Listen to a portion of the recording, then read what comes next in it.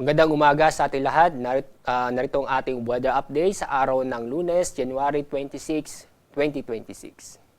Sa lukuyan, nakatransfer tayo ng maulan na panahon sa malaking bahagi ng Visayas at ganoon din sa northern at eastern section ng Mindanao dulot ng shear line. At dahil sa shear line, para sa mga kababayan po natin, mag-ingat po tayo dahil maranasan po natin ngayong araw ng paminsan-minsan malalakas na pag-ulan.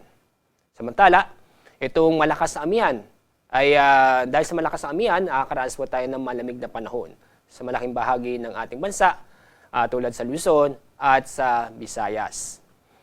Sa kasalukuyan ay wala po tayong namomonitor na panibagong LPA, Low Pressure Area o Bagyo sa loob ng ating Philippine Area of Responsibility at ganoon din po sa labas nito. At sa ating lagay na panahon ngayong araw, halos buong Luzon ay makakaranas ng maulap na kalangitan. Ang katamtaman hanggang sa kuminsan ay malalakas na pag-ulan ang mararanasan sa lalawigan ng Sorsogon at Masbate. Mahinang pag-ulan naman ang mararanasan ngayong araw sa malaking bahagi ng Cordillera, Cagayan Valley, Aurora, Quezon, at ganoon din sa lalawigan ng Occidental Mindoro at Marinduque. Samantala, itong lalabing bahagi ng Luzon, kasama ang Metro Manila, ay magiging bahagyang maulap hanggang sa maulap ang kalangitan. At masisilayan po natin si Haring Araw. Pero may tsansa pa rin ng mga sandaling mahihinang pag-ulan. Ang agwat ng temperatura sa Metro Manila ay aabot ng 20. Pinakamababang temperatura sa 20 at aabot ng 29 degrees Celsius. Sa Baguio, ang pinakamababang temperatura ngayong araw ay aabot ng 12 degrees Celsius. Sa Lawag, aabot ng 19 degrees Celsius. Sa Tuguegarao, nasa 20 degrees Celsius. Dapat tayo sa nalabing bahagi ng ating bansa. Buong Visayas, asahan po natin ngayong araw ang maulap na kalangitan. Asahan ang mga katamtaman hanggang sa kuminsan ay may malalakas na pag-ulan sa Eastern Visayas at sa Central Visayas.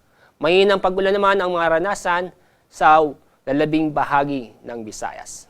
Sa mga kababayan po natin sa Northern Mindanao, Davao Region at Caraga, makakaranas po tayo ng maulap na kalangitan na may mga kalat-kalat na pag-ulan at isolated thunderstorm. Ang mga pag-ulan nito ay maaari pong katamtaman hanggang sa kuminsan ay malalakas na pag-ulan.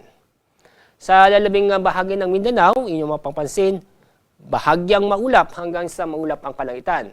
Masisilayan po si Haring Araw, pero may tsansa pa rin ng mga isolated na mga pag-ulan dulot ng thunderstorm.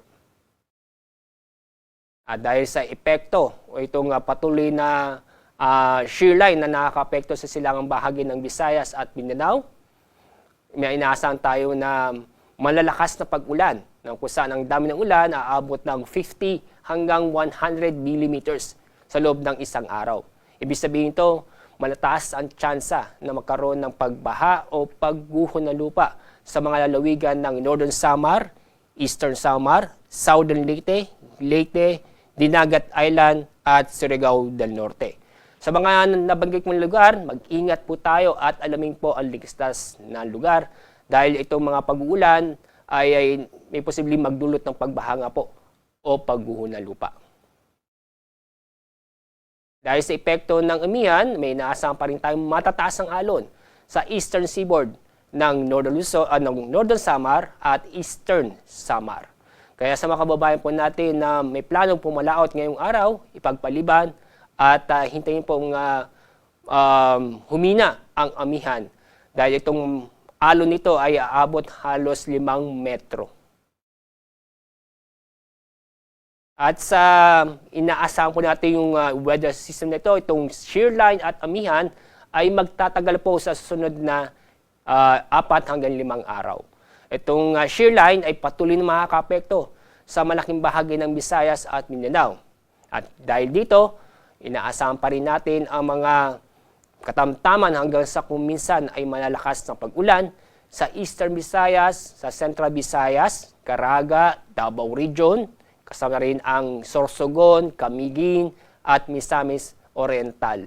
At sa mga kababayan po natin, sa mga nabanggit na lugar ay patuloy pa rin tayong mag-ingat Dahil sa itong patuloy na pag-ulan dulot ng shear line ay at mataas ang tsansa na magkaroon ng pagbaha o pagguho ng lupa.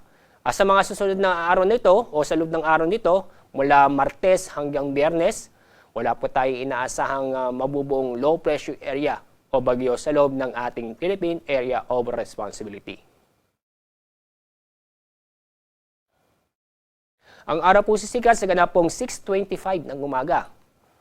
Ang araw lulubog sa ganap na 5:52 ng hapon.